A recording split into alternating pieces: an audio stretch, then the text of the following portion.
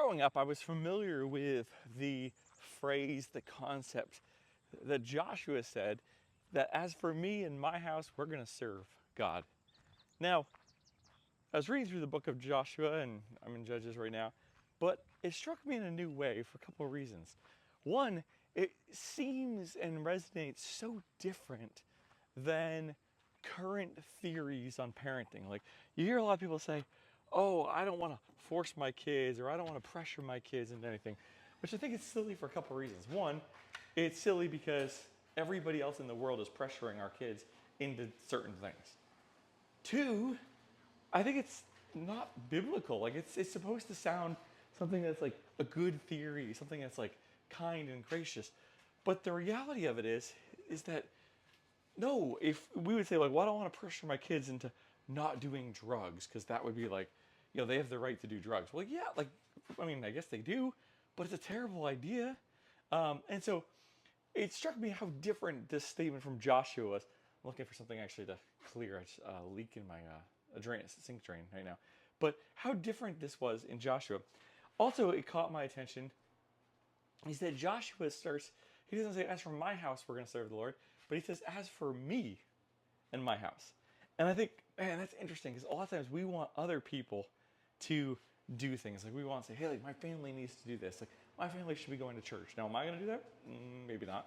Or like my family should serve Jesus. They should be loving. Am I going to do that? No. Like, but it's a good idea for them.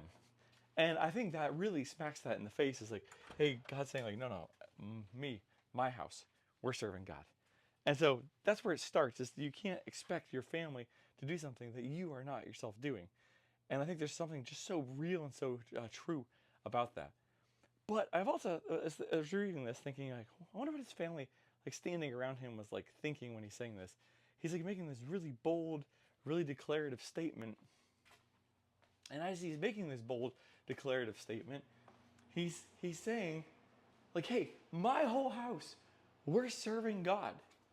And I think, like, what his wife and his kids are thinking? Like, are they thinking, like, absolutely, like, thank you, Dad, for, like, taking a stand, for setting clear direction, like, we're going after this together? Are they thinking, like, wait a second, like, this sounds a little fanatical, a little over the top?